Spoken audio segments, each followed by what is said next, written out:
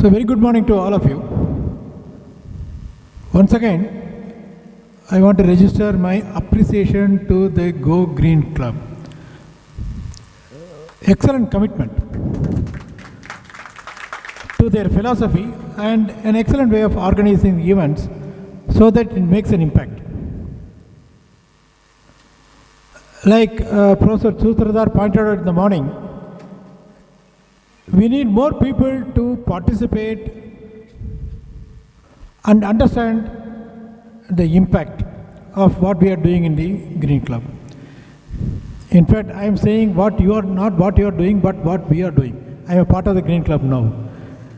And when I came here in March, when you organized a workshop, and that was also a novel idea, when you are trying to organize a management workshop on the green credits.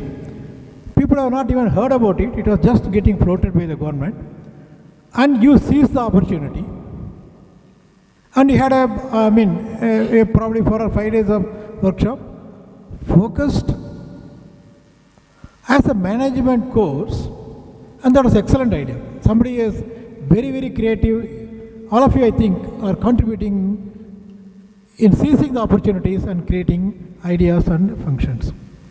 And that is a great asset. This is going to go a long way in establishing the Go Green Club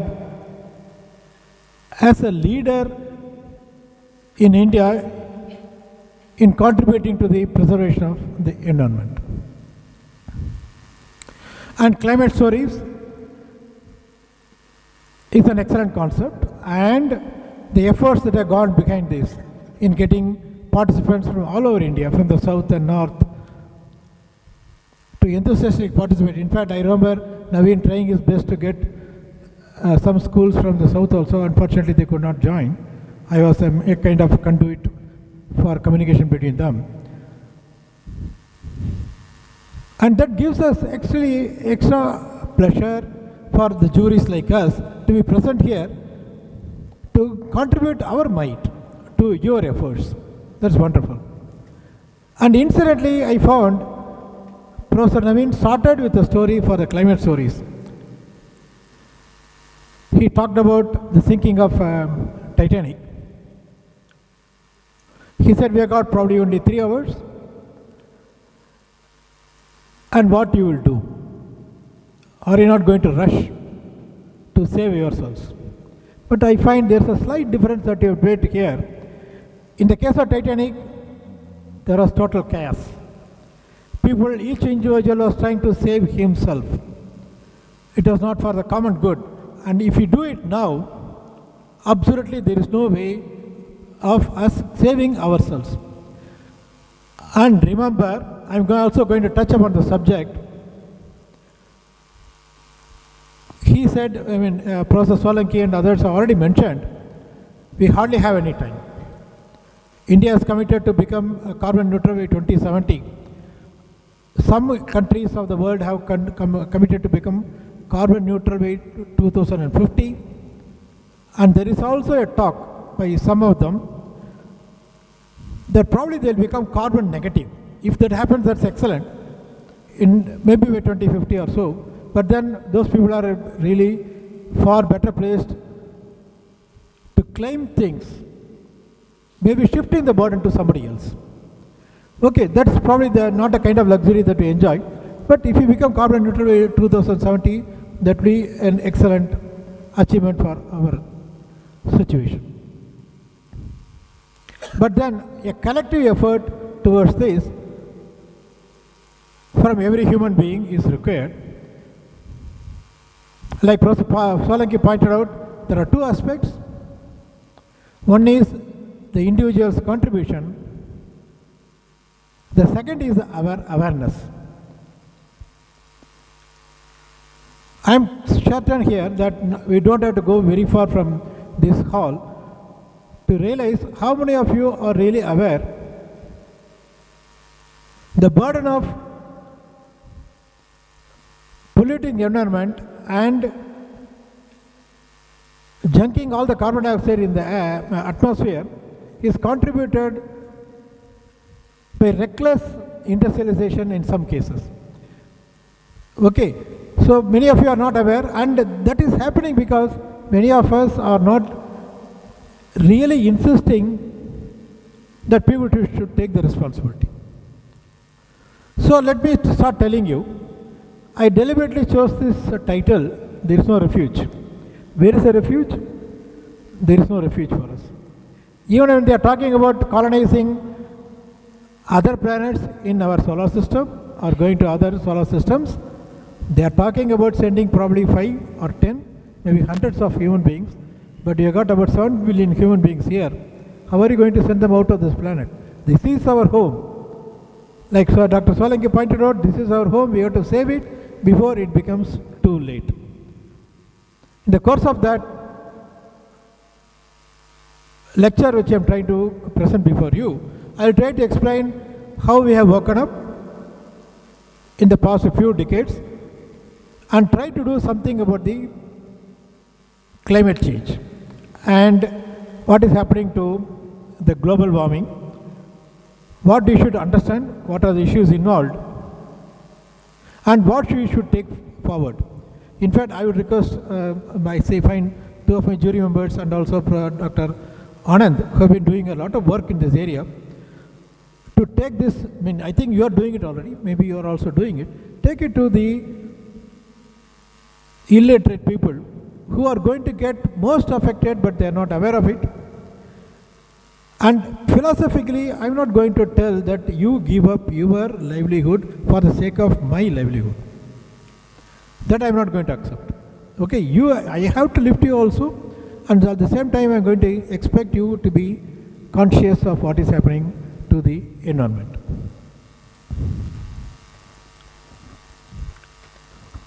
Okay, to put it in simple terms, the average global temperature has been increasing very, very rapidly. I will give you some data, like Professor Solanki himself has flashed one slide. And we committed ourselves from the United Nations as a humanity to limit it to 1.5 degrees above the temperature which prevailed at the threshold of the industrial era. That is roughly considered as, say, 1850. What was the temperature? And if we cross 1.5 degrees over that, we are already in a critical zone. We are going to enter a zone from where there is no possibility of getting back. It is going to be a catastrophic event. And if we cross to 2 degrees, then we forget. We are not going to live on our sweet home, not on the blue planet, blue marble, like Carl Sagan would have said. We are not going to live on this. We are going to be doomed forever. But remember, we are really progressing so fast that 2 degrees will be crossed in no time, and we will be going to 3 to 6 degrees maybe within the next 50 years. And the sense of urgency is missing. This is one issue which I have been pointing out. In fact, about 5 or 6 months ago, a TV channel interviewed me for a few minutes on this subject.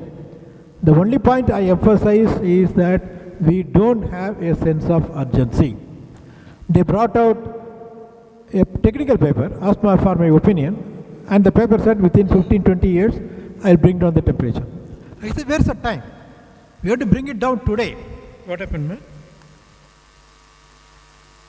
Are you able to hear me? Okay. So where's the time? We are committing ourselves to control the temperature. We are not even talking about bringing it down. We are trying to control it to 1.5 degrees. We don't have time. 15 years is too long a time. Probably you can forget about all the world wars and other wars, other catastrophes, etc. We can happily say that before you start the war, we will be dooming ourselves. Okay, can you go to the next slide, please? In fact, like others have been pointing out, this is creating extremes. We are finding droughts in some parts of the world and floods. I don't know whether cloudbursts can be really connected. I'm not an expert on that. But cloudbursts we are seeing in the city of Madras. We have never seen that. It's a land where it's a scarcity of rains. We get rains only during the cyclonic periods, that is between October and December. In September, in the middle of, right at the center of Madras, we are finding there is a cloudburst. Cloudbursts are not now confined to Himachal Pradesh. And where is it coming from? And it's not the first year we are finding this kind of flooding in different parts of India. It has happened in the last few years also. And there are many parts of the world there is a drought. We are not able to grow enough for the community around, and where is the question of supporting the other part of the world? And so really the planet is tottering on supporting life. And we are here so selfish, so greedy. Only when I say human life, you are going to listen to me. Already we have created problems, like for an example, the population of bees have decreased to such an alarming extent. The scientists were alarmed there will be no pollination. Natural growth, natural vegetation, etc. is not going to continue in the fashion that we have seen all these years. Things are moving so fast, unless we take action, we are going to find ourselves trying to not even repair, then just to pray that nothing happens to us tomorrow. Can you go to the next slide, please? Oh, sorry, I have to make it. Okay, fine. Okay, I'm just quoting an expert on the United Nations Convention who categorically stated that we are bringing havoc on our planet. Droughts, heat waves, and other extreme climate events are causing untold suffering. And it's not going to be too long before we see these things at our doorsteps if we have not seen it already. So I'm giving it examples. As I told you, there is going to be drought and there are going to be floods. Floods in urban areas where you cannot even enter your apartment. You didn't expect water levels in the rivers to rise. And then in some other parts of the world, there is absolutely going to be total scarcity. So what exactly is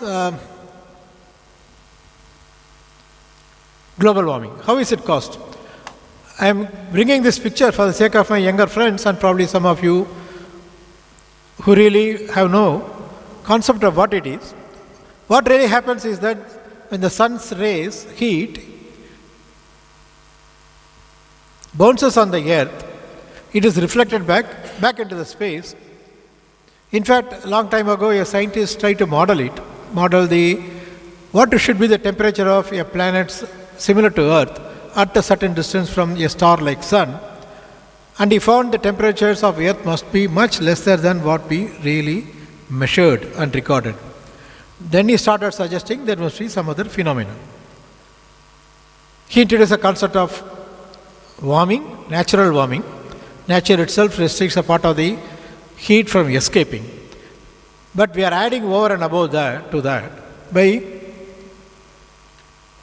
releasing into the atmosphere other gases, what we call as greenhouse gases, like methane, carbon dioxide, oxides of nitrogen, and volatile organic compounds. Methane is supposed to be much more intensive compared to carbon dioxide, but the quantity of carbon dioxide that we are releasing into the atmosphere is enormous. So all our focus today is on carbon dioxide and less on methane. Some of them really say we have to control the methane also, but that is not so very alarming compared to what we are doing with the carbon dioxide. Like one of the jury members, I remember, she pointed out, or I think it is Professor Solaki who pointed out, there is no point in planting more plants just for the sake of capturing carbon dioxide.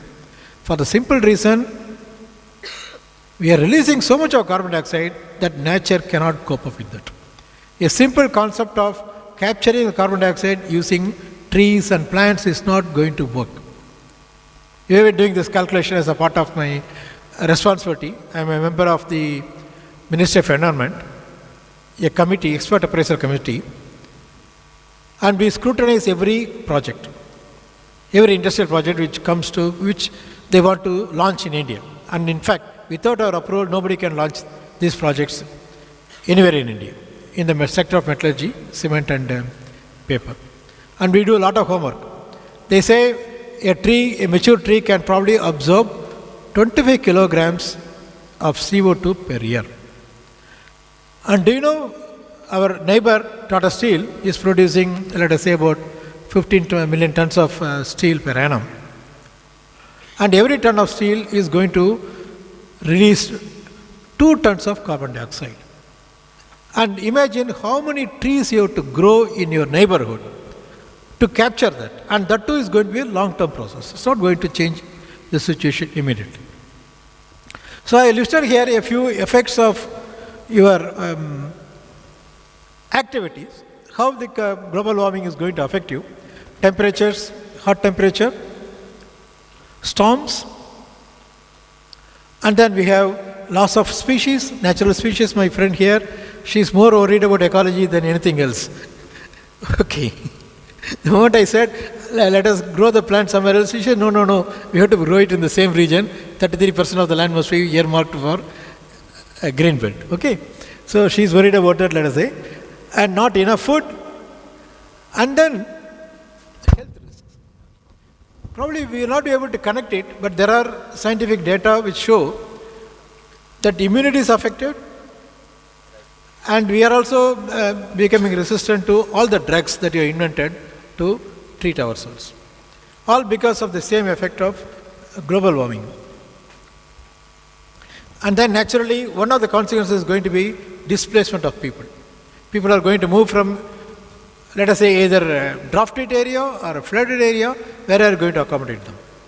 This is going to be a socio-economic issue that we have to tackle.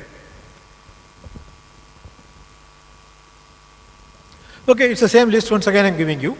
Health, food and nutrition, illness, vector-borne diseases, antibiotic resistance, everything is going to result from global warming. But then where is evidence for global warming? We see the temperature of the atmosphere has increased. Historically, we are either taking archaeological data and then estimating backwards, or nowadays we got all instruments for probably for the 30 to 50 years, which are much more accurate and nobody can challenge it. You cannot keep challenging that your data are extrapolation or making assumptions and then I cannot trust. No, we have got measured data. Same thing happening with oceans, temperature of the oceans, and then the acidification of oceans. We know acidification has resulted in the collapse of marine biodiversity. And it's not going to be too long before we start realizing it, even if you are not going to depend on the ocean as a source of food. We are going to face it. Rising sea levels, already there are a lot of warnings. They say many of our coastal cities are going to get submerged. Even in India, it is going to happen when the sea levels rise. And we are contributing to that. Okay. And then you see, what we really don't realize is that we are doing it so slowly, we don't realize it today, but accumulated over a period of time, like say 10, 20 years, when you start realizing it, it becomes too late. And of course, ice sheets, glaciers, even 20 years ago, there was an alarming prediction by scientists that the Himalayan glaciers are melting very fast. Either it is going to create flooding in the rivers which originate from Himalayas, Ganga, Yamuna, etc. Or very soon we are going to get deprived of the glaciers and these rivers will not be perennial anymore. We are going to see droughts. And I was really surprised to see within the next 5 years, his predictions started becoming true.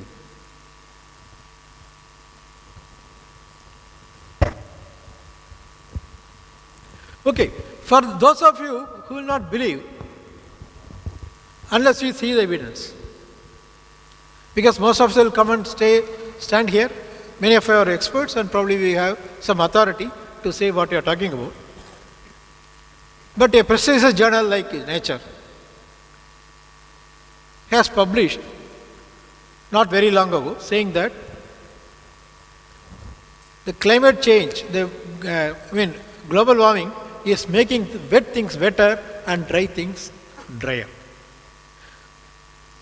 We are not, but remember that we are not balancing it. The summer is becoming wetter and summer is becoming drier, so it balances. No.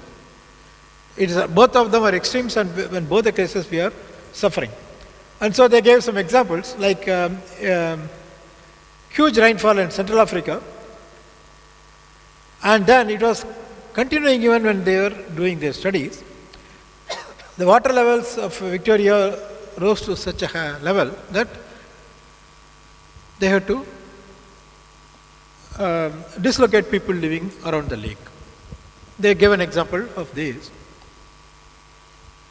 And then an event in Brazil where drought hit them so bad that they had to go for rationing.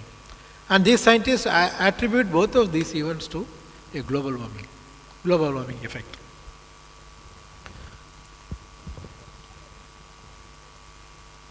Okay, this I already told in the previous slide, that rise in sea level, declining in Arctic sea ice, etc., and acidification of sea, all these things are evidence before you, maybe happening very far away, may not be happening in your neighborhood, not in your house, not in your city, but it will come to your doorsteps. Be prepared for it. Unless we take action, we take the message around and make people aware that we have to take action immediately now and here.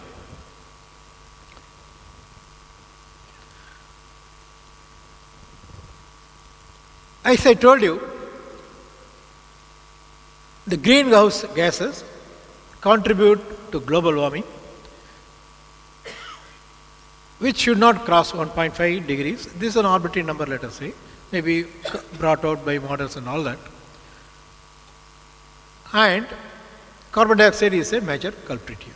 We have been burning fossil fuels, and we have been using carbon resources for many aspects of our life, luxurious life.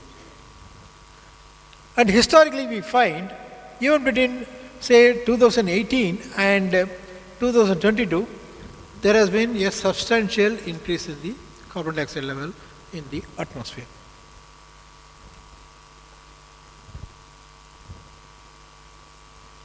And we got two scenarios which again Professor Solanki was touching upon in a different manner with a different kind of pictures.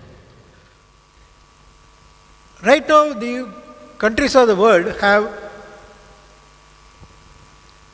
committed themselves, pledged to control the global warming. But remember, the event that is 2.4 degrees. There is a error margin here, 1.9 to 3. But we are not going to achieve this because our current practices already are telling us we are going to reach something like 2.9 degrees, which is very far away from our target. And probably the best target will be around 2 degrees. Remember, even this is a compromise. We wanted to 1.5, but we are somewhere near 2. And you can now understand how helpless we are. Like Professor pointed out, as consumers we want more and more. And so we are also contributing. And the producers and manufacturers also have a responsibility to contain the emission of carbon dioxide or to make efforts to capture and prevent it from joining the atmosphere. Okay?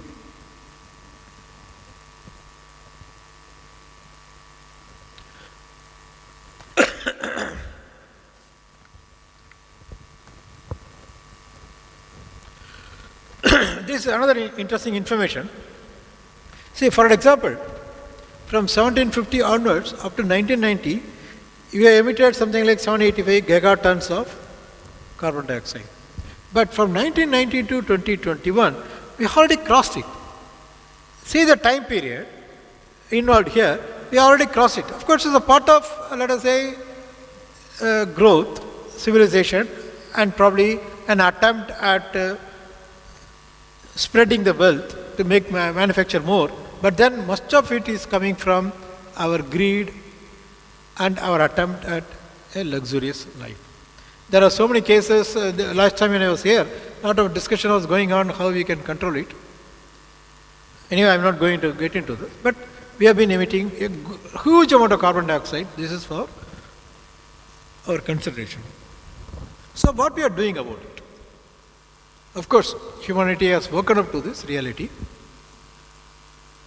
So we are trying to put in place a program of decarbonization. There are two aspects to that. Decarbonization in the sense, I am not going to emit more than what I am emitting, or I will try to emit less. The second aspect is I am going to emit more, I am going to continue to emit, but I will capture it back. Capture it back and convert it to something else which may be useful for the humanity, or I can capture it and store it in a safe place that it will not affect your atmosphere anymore. So what we are saying is that the countries of the world have to commit a concept of net zero. That is, what I am emitting today will be equal to what I am emitting, what I am absorbing. Absorption can be in many ways. Maybe planting trees is one of the ways, or what we call as a carbon capture, utilization and storage. This is another concept which has been introduced to find out how best to suppress the carbon dioxide emission. And many countries in the world have committed themselves to become carbon neutral by 2050. India has committed itself to become carbon neutral by 2070.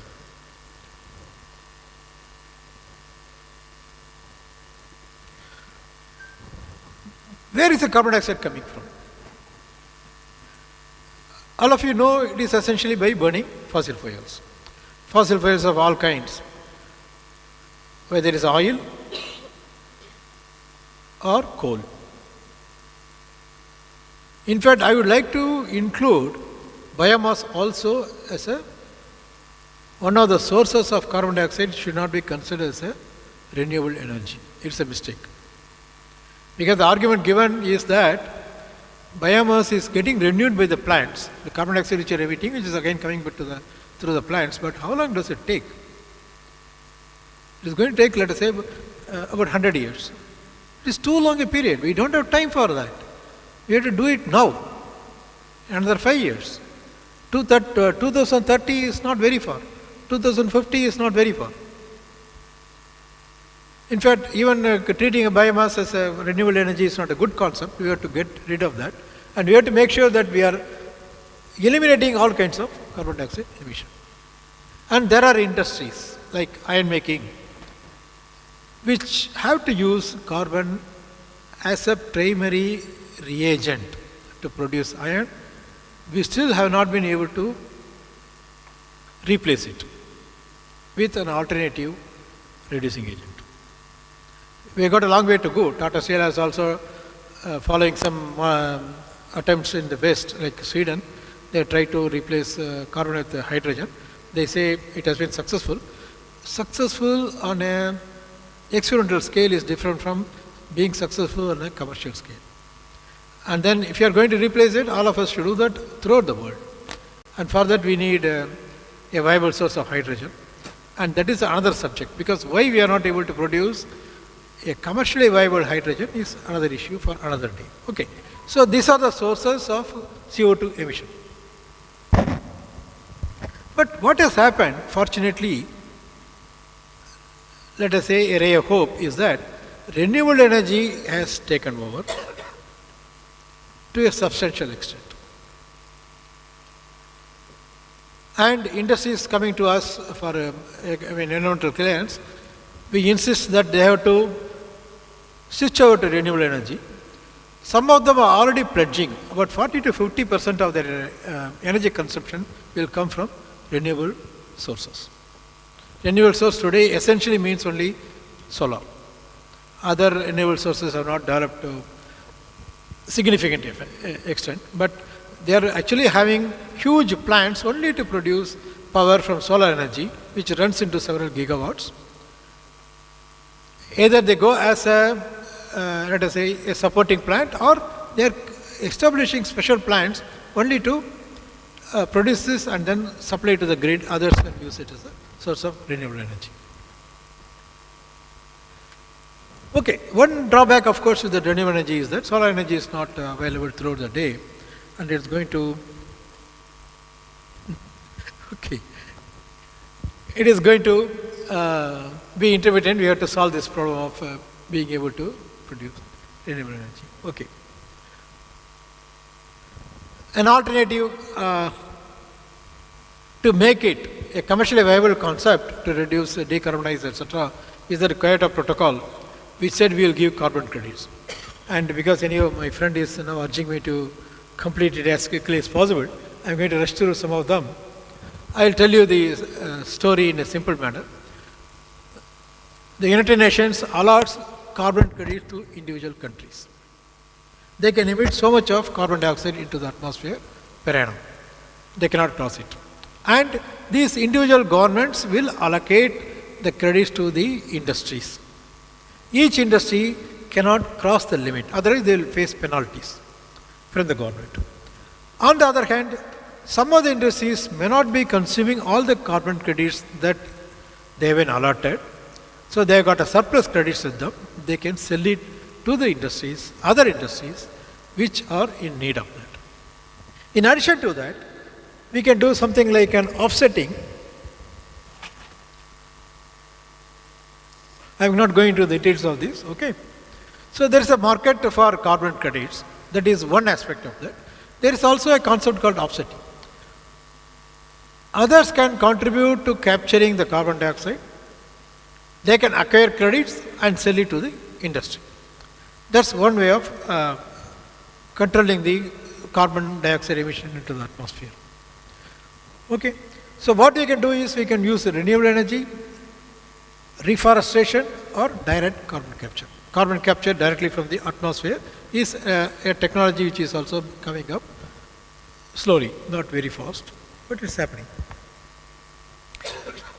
Okay, this is one aspect which I am trying to emphasize wherever I go, that citizens have a role to play, like Dr. Solanki also pointed out. As individuals, we can contribute. His point of view is that as a consumer, we should try to curtail it. Some people are telling, as a consumers, you try to go green,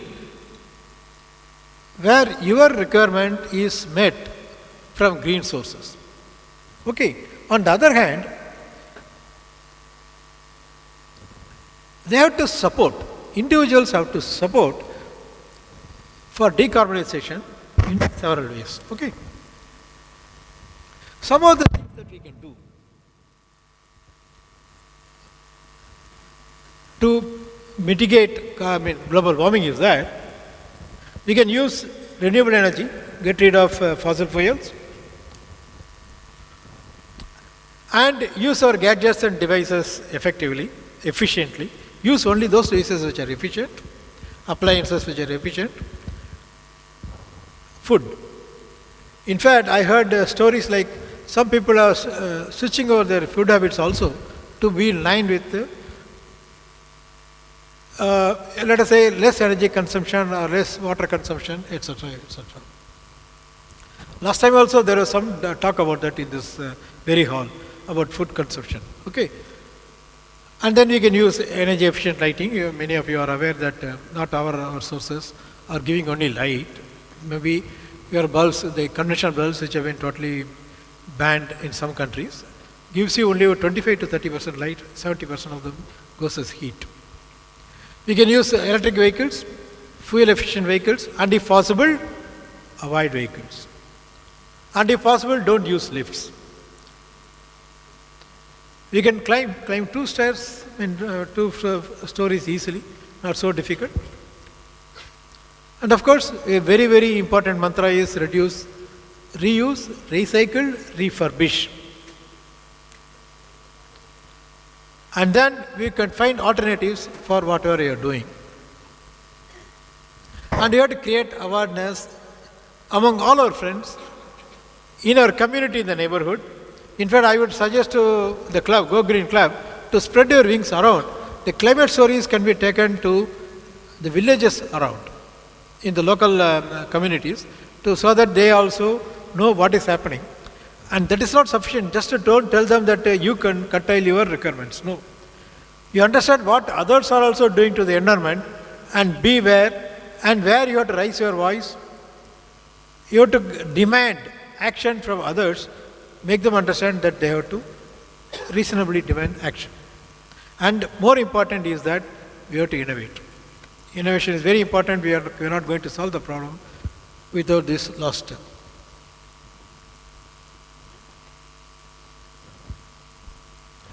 Well, the government of India just a few months ago floated a program called Green Credits. Many of you were not aware of that last time. The whole management program was on the green credits only. And it is offering incentives. It is a fantastic concept. You contribute through the green credits. There are several policy priorities listed: water, soil, air, etc., etc. And you can sell it to the industries and make money out of that. And individuals can participate, NGOs can participate, institutions can participate, anybody can participate in that. In fact, we are trying to take it to some of the areas, tribals are living in the hill areas. We are trying to take the concept because they got a lot of land, lot of virgin forest available with them. I said join the green credit program so that you are able to sell the credits and make some money out of that. So what exactly I want to tell to the very young population which is assembled here as participants, what you can do to mitigate global warming individually. Let us say you have had a personal experience, something has collapsed around you in the environment, suddenly you notice it. Or if you are too young, maybe you got stories from your parents or elders who suddenly say that, see, this place was like this only 5 years ago, now it has so much transferred. Then as individuals or groups, you can probably start a kind of movement to restore the balance, the ecological balance or the environmental balance in the locality. And of course, I still say greening of environment is very, very vital. We have to do that.